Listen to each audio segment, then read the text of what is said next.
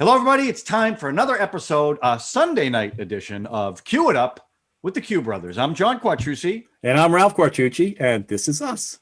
This is us. As always, the finger. Let's see if my hand can go in. See if my hand can go in your screen. Ready? Okay. Can yours? No, it's not working. It's not working. Figure it out. Okay. So, Ralph, we're doing a Sunday night edition. We Right. couldn't do it on Friday. So, tell me about your week. Tell me about your weekend. What's going on?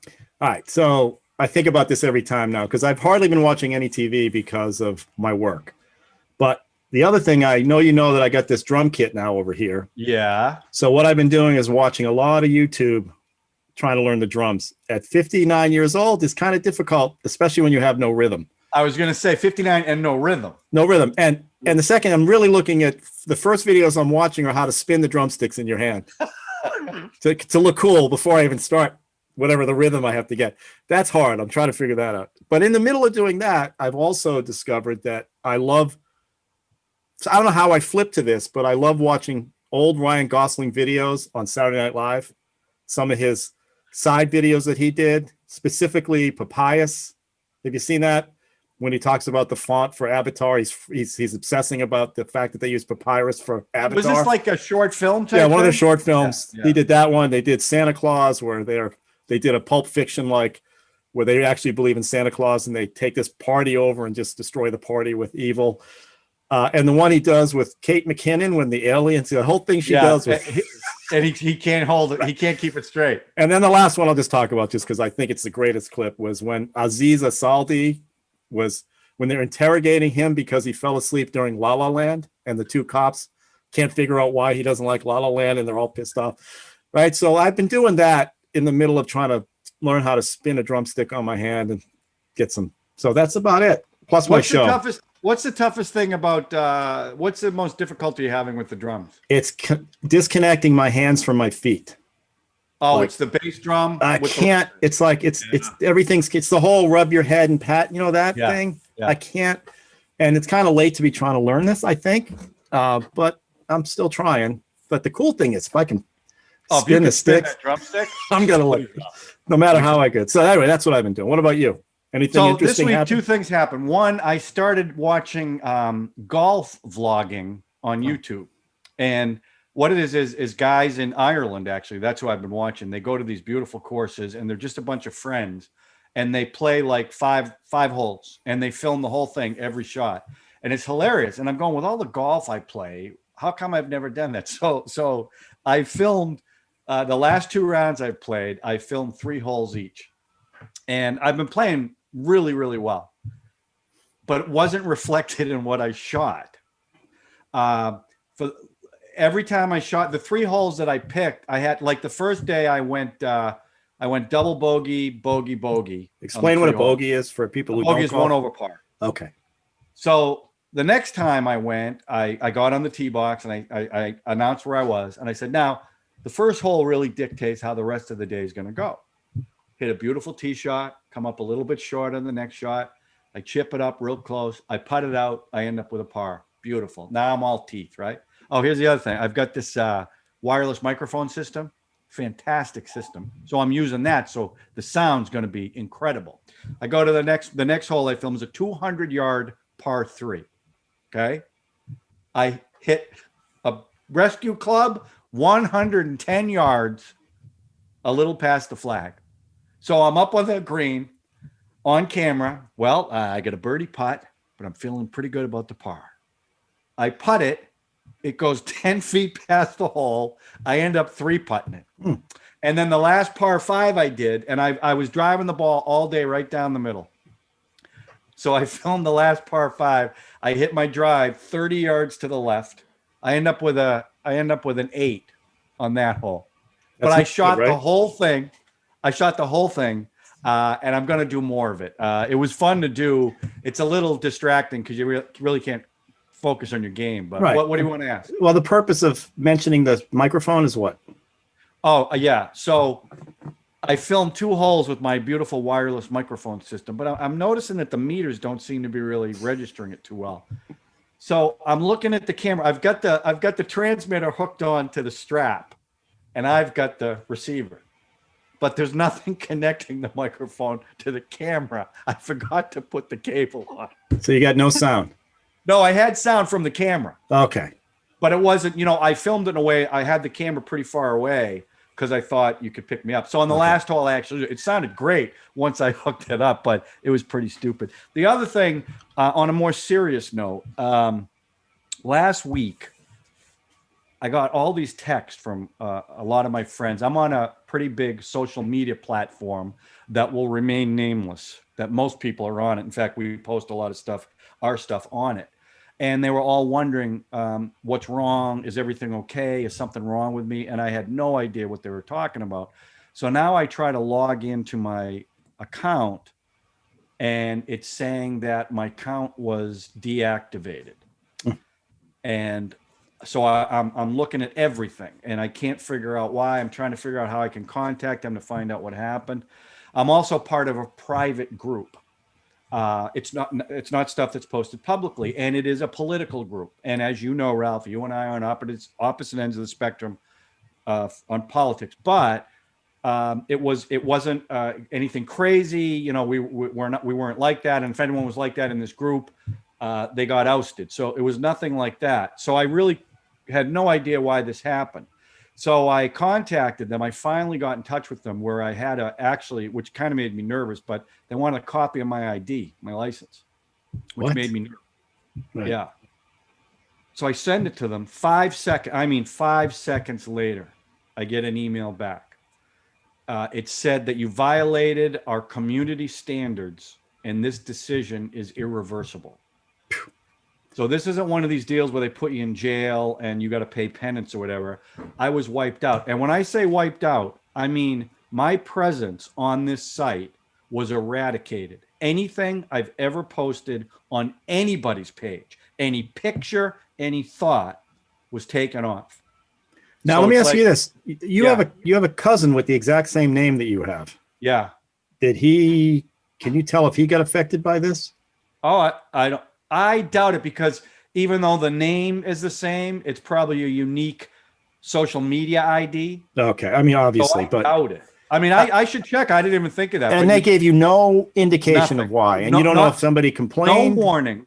Wow. No explanation. Now, if I or someone in my group did something that warranted that, then you know what? Then I'd kind of accept the punishment, right? Right. But to not even have a day in court to say, if you don't know what the accusation is, how can you even? What am I supposed to do? I don't know. But, but it was. That sounds a little. The incredible thing was, like, I play games on my phone, right? All the games are connected through this social media site. So everything I accumulated over 15 years or however long it's been. All those zillions of pictures you posted at every party we ever did, gone. Everything. You know what? You should stop spotting that left-wing propaganda that you do. So, I mean, that's probably what's going on. I keep telling you, cut it out. Look, the good thing is I have all my photos in files. So obviously, but you get back to this to give you no reason, not let you figure out what happened. Just seems and to be fair, I've got counterintuitive. I've got a lot of lefty friends and family, and they all feel the same way. Like there's no reason for this. And no, believe it doesn't me, when sound right. It sounds a little. I'm not fishy. just saying to you that I didn't do anything that warranted this. You know what I mean? And I really did. I didn't. And I'm so conscious of that because I don't want to do that. I want to be respectful. I love a robust debate. I really do. But there's just no reason for it. And robust. Frankly, that's a good word. Robust is a good word. Well, it is. And I'm not afraid to debate, but I don't get nasty. I don't get personal. So when this happened, frankly, I was pissed, but it's almost like you never existed. And this site you're talking about, if you did want to leave the site, it's really difficult to leave site. Even after you drop dead, you just can't leave the site. Isn't that the thing, right? Yeah. It is difficult to get away from it unless they don't want you. And and the fact that they didn't tell you why just seems a little bit. And to me, that's my biggest problem with it. No warning, no explanation. So you have nothing you can do at this point. There's nothing you can do. No, that they explained it pretty clearly in that email. So, listen, Big Brother is watching, and it's pretty scary. Whether you're on the left or whether you're on the right, it's scary, and it's tricky. Not a good thing. Anyway, so wait. Before I just forgot to mention another thing. The other thing I did this week is we added another podcast to the In the Red Productions umbrella. Okay, I've heard nothing but good things about this. So far, the previews have been pretty hot on this one. It's called Movie Strange. And it's Movie basically Strange. moviestrange.com. That's the name we could find. And I grabbed two people, one original podcaster and one new one, Drew and Uncle Al, and they're both cultists, right? They love cult films. It's got to be awesome. So we created a podcast called Movie Strange. This is under your In the Red umbrella. In the Red Productions, big global network we have, right? Because we're one more podcast to lose money, baby. I'm losing money. I'm losing money on all these podcasts, but someday they're going to hit. Anyway, so the way it works is each one of these guys brings a movie, but and I get to pick the movie we watch because they're trying to get me involved in these cult films, which I don't want to watch. They give me a 4-word description. That's all I get. I don't know. It's a blind for it. I don't know which one of them sent me. And I picked the movie based on that 4-word description. Okay, so they give you a 4-word description of a movie. You don't know what the movie is till you pick based on that description. Based on the words, I go, oh, this is interesting. Saxophone, entrapment, the torture, whatever the words are. Okay, so you've already done one episode. We have one done. We have one in the can. Based on the description that you got, yes. Did you pick the right one? Did I pick the right? I have no idea because I don't know what the second one. If I don't guess the other one, I never know. No, but the first one. You've already done the first episode. It's very interesting. Let me just put it that way. Uncle Al has a very eclectic movie. What am I trying to say? His tastes are very eclectic. I know Uncle Al from our thing. He had the cult corner. Drew's a little more mainstream cult. I think he leans a little bit, dips his toe in what Al's doing. But Al definitely. He likes those really upbeat, positive, feel-good movies. Drew. Al? Oh, you walk out. Oh, Drew, yeah. Drew likes the happy movies if someone gets their head cut off. No, I think that's more Al. Anyway, I just want to say, keep an eye out for that. We're going to put a few in the can before we send it out. But I think it's going to be pretty fun. You and I have talked about this. I think I would like to participate in this with just as because they do a lot of reactionary videos on Facebook. I don't know if you've seen these. Yes. You watch a movie and all you do is you film your reactions. Right. I think because I definitely would not want to participate in this. Not at all. We're trying to work you into the. I would love to do a reactionary video based on what you guys do. We're going to call it a John-o-meter or a face-o-meter or something. We don't know how we're going to get you involved, but you have to be a big one. Your facial expressions have become famous on our other podcasts, so we're going to try to, like Garrett Morris, the circle would come up.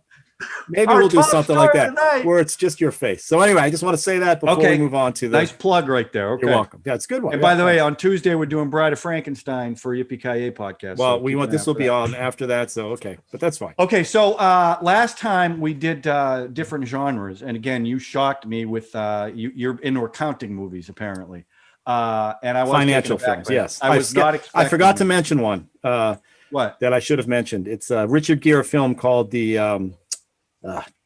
I lost it. Oh, classic movie, huh? It's a great one. You don't even remember the name? Armitage. Anyway, he's another financial, and I love any Bernie Madoff movie that's ever made. Documentary. Okay. All right. Well, that was last week. Let's get into this week now. Go. So now I wanted to talk about Westerns because Westerns are definitely uniquely American, even though, they made spaghetti Westerns. It's an American form of cinema.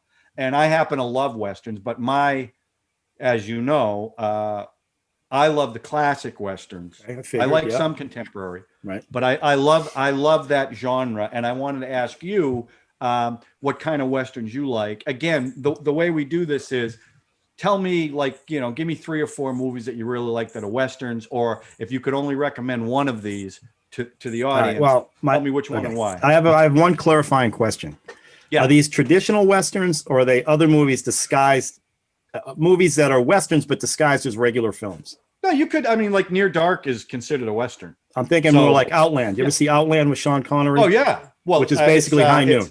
It's High absolutely. Noon. Okay. Yeah. No, I would. Right. So I have a very long list, but I don't know how to start. So I don't know. Give me 3 or 4 that your top 3 or 4. Okay, let me talk about an old one that I remember crying as a child, and it's called The Cowboys with John Wayne. Do you remember that? John Wayne. Of course, where he takes a group of young kids and he Bruce Dern takes them out. Oh, by the way, that's a spoiler. As always, there's spoilers. I got to pop that up. Let me explain something. Spoilers. Yes. So Bruce Dern's the one who killed him at the end of that. Yeah. And I cried. I cried at the end of that. And all because I forget why he took the kids. I think they were taking cattle across. Cattle drive. He couldn't get any help. Anyway, I just want to throw that out because most of the ones I love are contemporary films. Okay. Obviously, number one, Unforgiven, Clint Eastwood's Unforgiven. Just a unbelievably, oh, look who's here. Well, Spoiler alert, it's a cat. That is a bad omen right there. What is going on? Cat across Say the hi, screen. Bart. Okay, get out of here. Hi, Bart. Yeah, Unforgiven is almost like an anti-Western. It's an anti-violence film. It's an Yeah. anti-Western film. It's Great movie.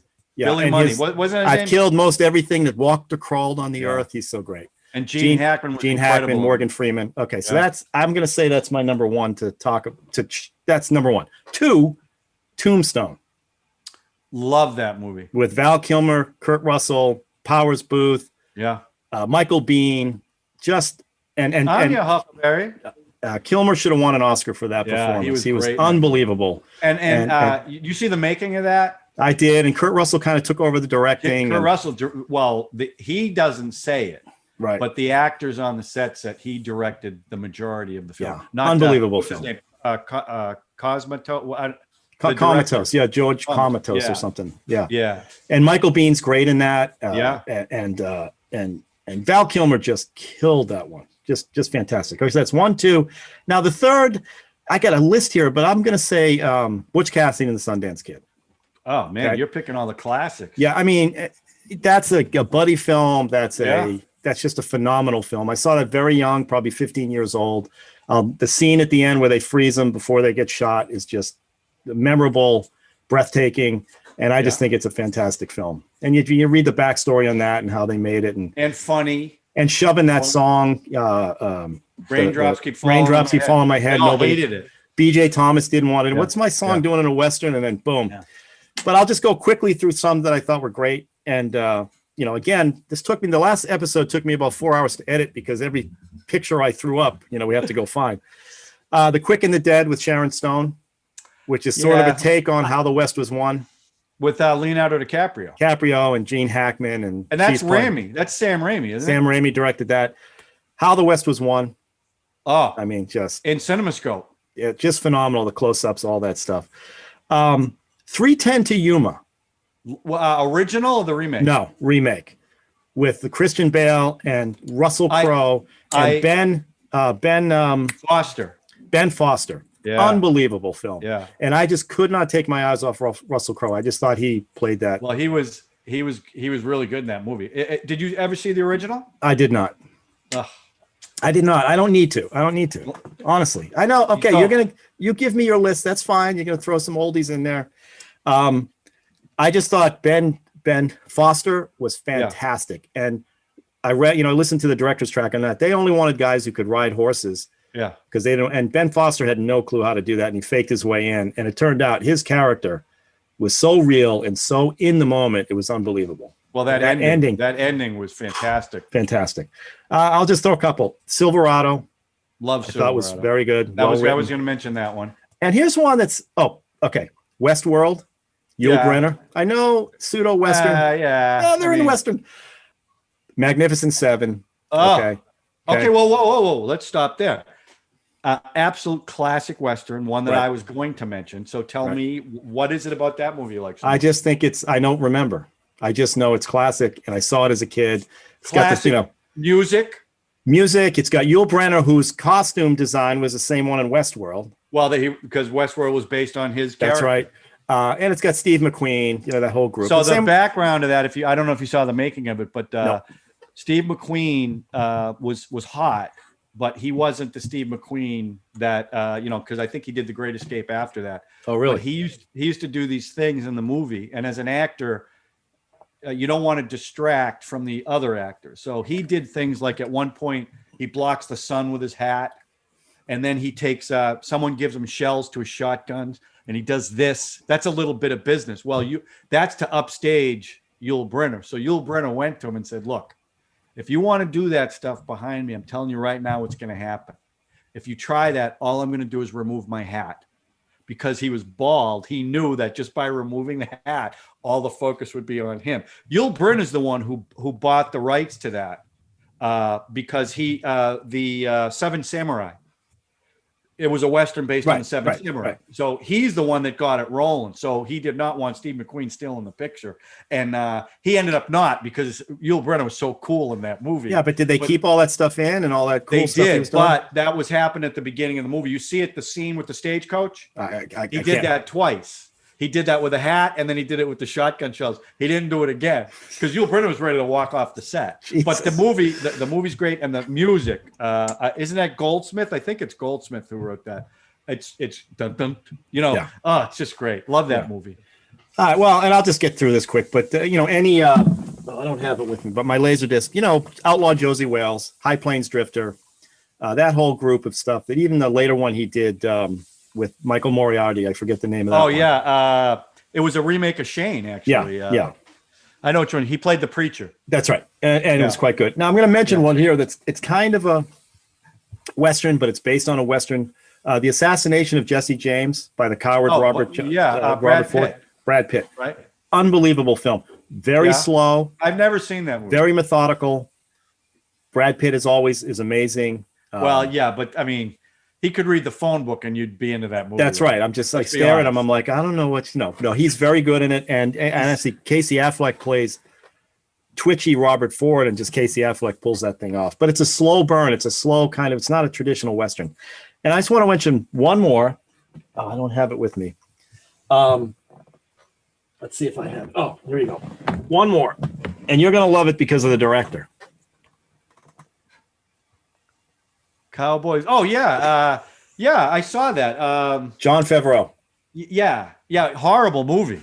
I'm not going to. That movie was horrible. I'm not going to say it was horrible. Oh, my God. It was horrible. No. With Harrison Ford and Daniel Craig. It was awesome. Are you kidding me? Graphic novel is great. But think about the pitch. Some guys in the elevator go, let's do a movie about. No. Cowboys. It's based on a graphic novel. The graphic novel is already out. Oh, well, somebody had to come up with the idea of cowboys and aliens, though. Yeah. How do you merge the two? Right. So, let me just quickly look at my list. There's another one you'll never watch called Bone Tomahawk with Kurt Russell. It's a freaky Western cult. I heard about it. Very violent, unbelievable. All you cultists out there, it's a great film if you haven't seen it. It's unbelievably disturbing and but very characters in there. There are guys in there you'll all recognize who play against type and play into type. It's just fantastic. I mean, that's what I got. I mean, I could talk about a couple of these. You didn't even say Outland. I mentioned that's like a regular film, a Western wrapped as a regular film. No, it's definitely a Western. Yeah, but it's not. It's a science fiction. It takes place in space. It's definitely a Western. It's a remake of Shane again. Yeah. It's a remake of Shane. I thought High Noon. Excuse me. High Noon. Right. High Noon. A great movie. I love it. I love that film. Love that Francis Sturhagen, Peter Boyle. The guy from L.A. Law. NYPD Blue. I can't think his name. He was also in.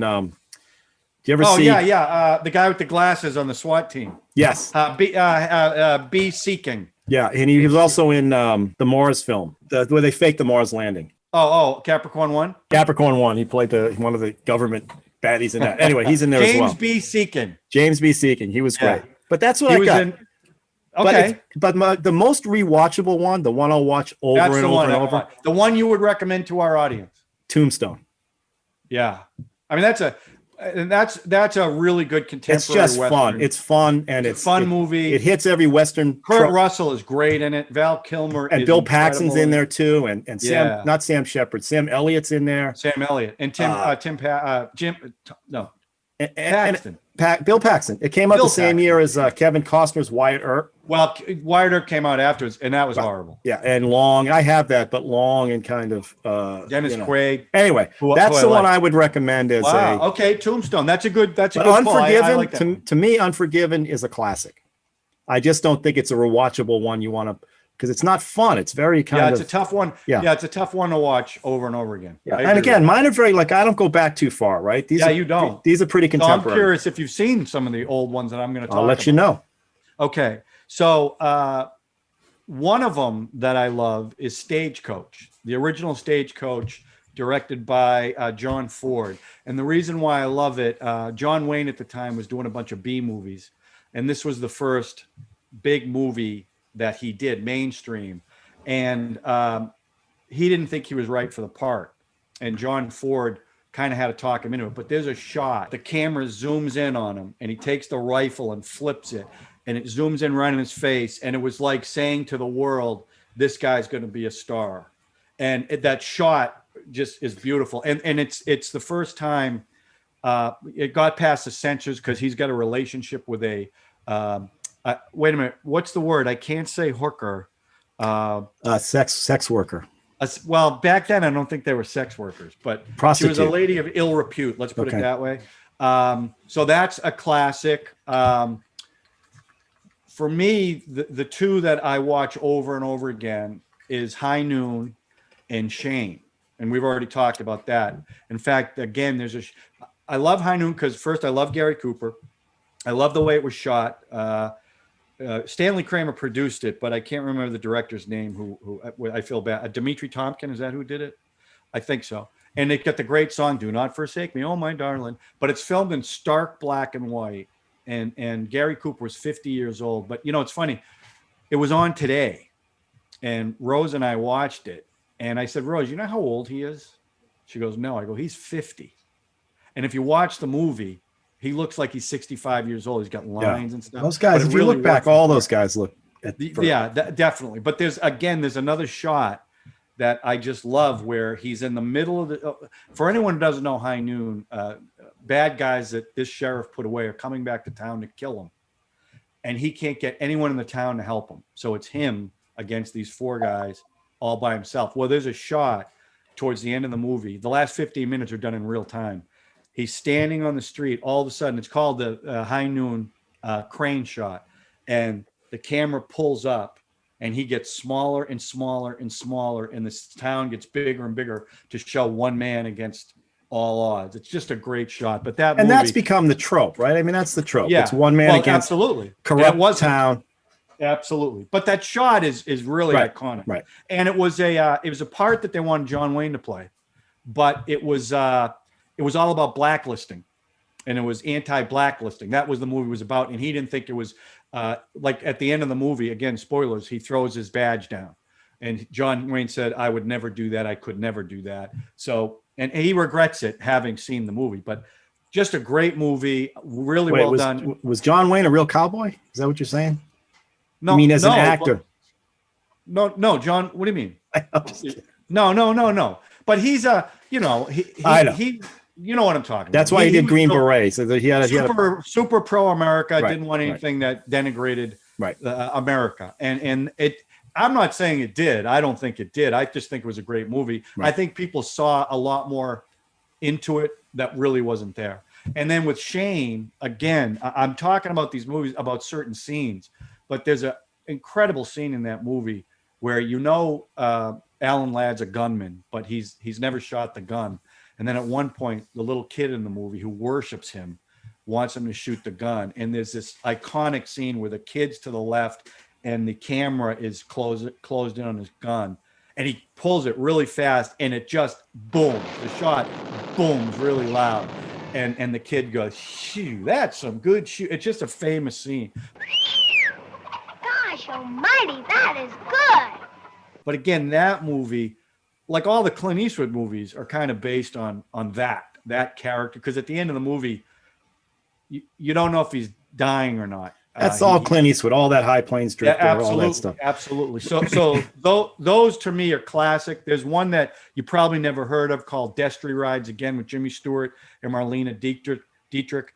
That's it's a funny movie. They keep trying to get him to pull his gun, but he won't until the end of the movie. And Marlene Dietrich gives a fantastic performance, but it's black and white. I don't know if you'd want to see it. Really. Well, I love Marlene Dietrich in her the Blue Angel she did in Germany. So maybe I should watch it. She was great in this movie. Well, I bought Who Shot Liberty Valance. That has Jimmy Stewart in it, right? Great movie. I have that. I watched it. I thought it was good. Yeah, with Lee Marvin. Where's Lee in that one? Lee Marvin's He's the bad guy. He's Liberty Valance. I didn't even know that. If I watched it again, I'd know that, but I forgot that. Yeah, he's Liberty Valance. He's the bad guy in the movie, and that's the famous line. If it's the man of the legend, print the legend. That's how it ends. That movie goes back and forth in time. That's right. And it shows it's a little Quentin Tarantino, actually, different angles. Great movie with a great song. I'm glad you picked that one out. And contemporary, you already mentioned Silverado, which I'm a big fan of. That's you talked about. I forgot a big one. Okay, I get you it. talked about fun movies. That's a really fun movie. The cast, Kevin Kline, Scott. Scott Glenn. Scott Glenn is early Kevin Costner.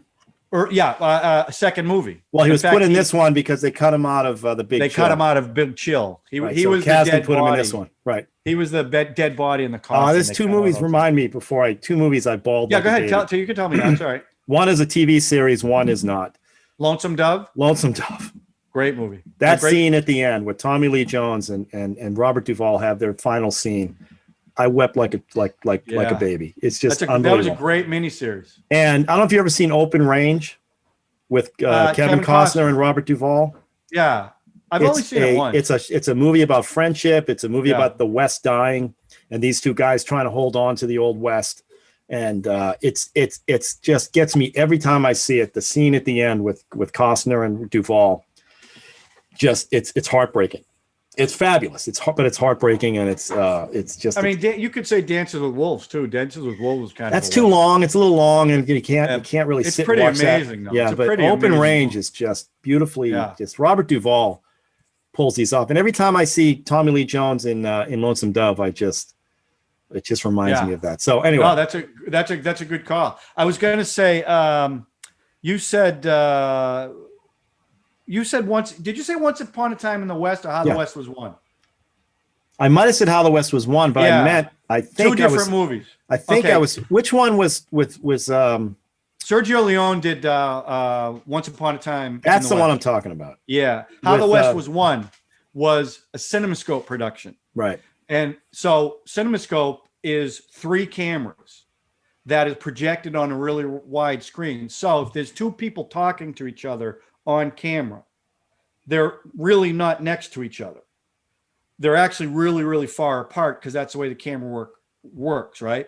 It's tough to act in that. And I've seen the making of it, and they all said the same thing. But when you see it, the wide screen, and TCM shows it quite a bit. The movie's okay. It's a real great cast, because it's all it goes through the traveling West right through the Civil War. So it's all these little vignettes with all big celebrities in it. But the way it's shot really, really wide is pretty incredible. If you ever get a chance to see it. Who's in that one? Why do I get that one? Jimmy Stewart was in it. Debbie Reynolds was in it. Okay, so I have that George confused Peppard. I have that confused with Once Upon a Time in the West. Yeah, that's Charles Bronson and Henry Fonda. That's right. Charles Bronson, The Revenge at the end, with the whistle. He was the harmonica. Yes, great movie. And Henry Fonda is the bad guy, and with his bright blue eyes. Yeah, playing against type. But in the 60s, I would say the trilogy, The Man with No Name, Good, Bad, the Ugly, for a few dollars more, and of course, I'm drawing a blank on the third one. A Fistful of Dollars. Fistful of Dollars. That's what put Clint Eastwood on the map, really. But those are great. He's great in it. The Man with No Name. So I recommend those. Silverado, I love. Tombstone, Contemporary. But if I was to recommend one, actually, I would recommend 2. If you want to watch an old Western that I think is really good, it's either High Noon or Shane. Watch either one of those. Shane's in color, and the vistas are absolutely gorgeous. High Noon is pretty stark. It's stark black and white, deep focus. But they're both really, really good if you want to see an old Western. Yeah, there's one I just got on DVD, a John Wayne film that has all these actors, and John Milos did a whole documentary on this which I want to watch because they talk about the vistas and not The Searchers. I think it's The Searchers. Yeah, well, that's the ending of that is classic. It's The Searchers. That was probably John Wayne's best performance in a movie. He should have got an Oscar for that, and not True Grit. He was really? He was good in True Grit, but True Grit was thank you for 50 years of movies. Getting the Oscar for that. Yeah. Did you like the remake with Jeff Bridges? It was good. It was much grittier and more true to the book. But John Wayne was towards the end of his career.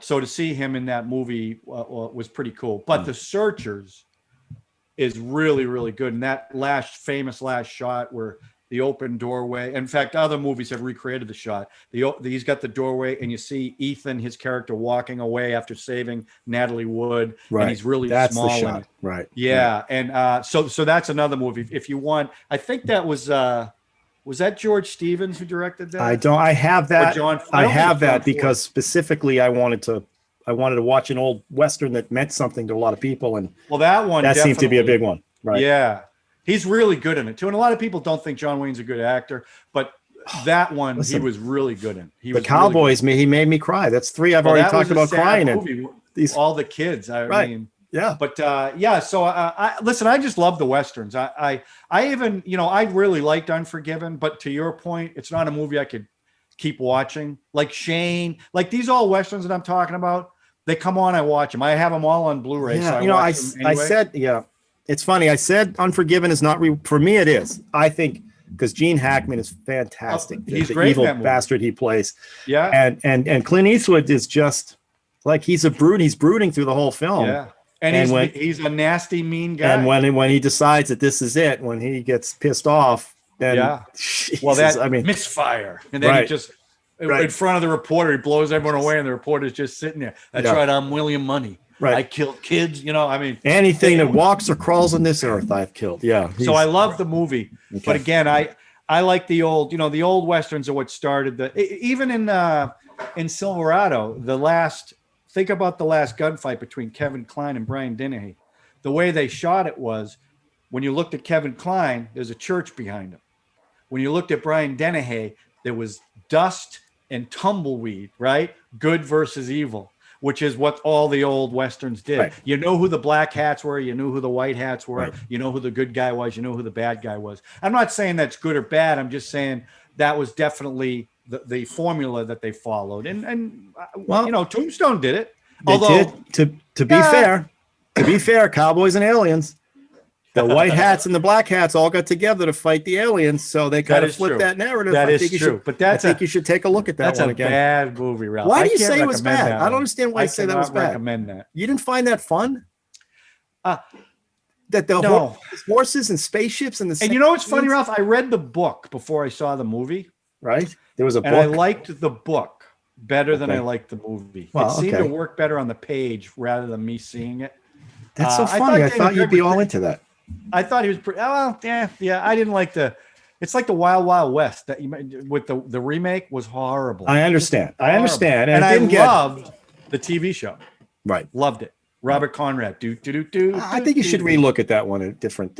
Yeah, I'm trying to think. And you said The Quick and the Dead. You weren't that because that was You sort know of what? Visually, I loved the way that movie was shot. he did a nice job. I thought it was okay. Gene Hackman was Mr. Over the Top, and it was one of Leo DiCaprio's first movies. He was good in it, and Sharon Stone was good in it too. She was badass in her suit. She was. And That last, and Russell Crowe. right. That last scene where he's shooting everybody Right. all over the place. Right. But I think it was a really well shot movie. The way Lance Henriksen gets shot, and you see Yeah. the hole, and you see Yeah. the light come through it. That's Yeah. a spoiler, by the way. Well, did you see the Scruggs, the Ballad of Russell Scruggs No, or whatever that was? I The didn't Ballad see of. that. Oh my God, you should check that one Is out. it good? Yes. Now you get through the first. You got to get through the intro with the guy, but Jesus, it's so good. It's That's so on good. Netflix.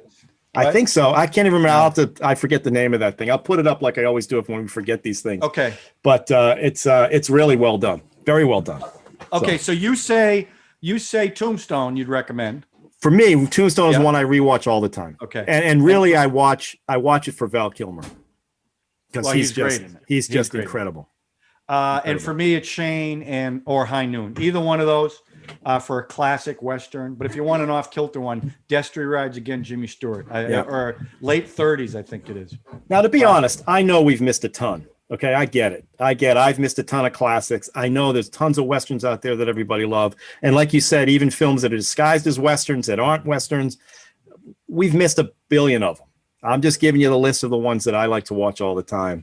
And anyway, that's the way it is. So Yeah, but it's a great genre, and they're great. They're fun movies to watch too. Most of them, not all of them. Most of them. Yeah. So okay, so I believe what the next one we're going to do will be Friday after Thanksgiving, and we're trying desperately to get the rest of the family on. I don't know. if I had an anybody- idea about this. Oh, I had an idea about this. okay. You're gonna be at our parents' house for Thanksgiving, I heard. Yes. Why don't you videotape that? And Okay. we can contrast between Then 1980 and now. then and now. Okay. Okay. I'm sure they'd love that. I'm sure they would love I'm a not camera sure- pointing at them. I'm not sure all of them would love that. Understood. I think some of them might. There's I'm only just gonna be saying. 6 of I'm just saying. There's Give only it a gonna be shot. 6 of us. Give it. That's good. Socially distant. Keep your. Yeah. But and you guys have all been in the bubble anyway. It's not like you're doing anything out of the ordinary. Plus, I'm here. wearing my Iron Man helmet the whole time. You're good. I don't know how you get the turkey in there, but we'll figure that I'll out figure later. it out. I'll But figure yeah, it out. maybe think about videotaping that Okay. so we can contrast. But if from- we're gonna, so what we want to do is, if we'll get as many of our siblings on as we can, and we want to talk about past holidays and show you some footage that we took in 1980, like 80 through 85. We got all kinds of stuff to show you. I think it'll be fun. But this we won't film until after Thanksgiving. Of course. So as we close, we want to we want everyone to subscribe, share, and hit the notification bell. But we also want you to have, and look, this is a difficult time for everybody. And this is probably going to be one of the most difficult Thanksgivings anyone's ever had. So I really do hope that you have a great Thanksgiving, as good as you could possibly have. Yeah, under stay the safe. circumstances. Stay safe. cozy up to the and- fireplace and throw on a little "Cue It Up" by the Q Brothers. I think your heart will be warmed. And remember, family is the most important thing. So Yes, I as meant long that as too. everyone's I meant to together. say that too. He So- meant to say that, but he was more concerned about pumping up the. Hey, In the podcast. Red Productions needs to get this out. Okay. All right, So- everyone, have a great Thanksgiving, and we'll talk to you soon. Ralph, you and the fam, have a great one. Same to you, and we'll talk right. soon. All right. All right, talk to you.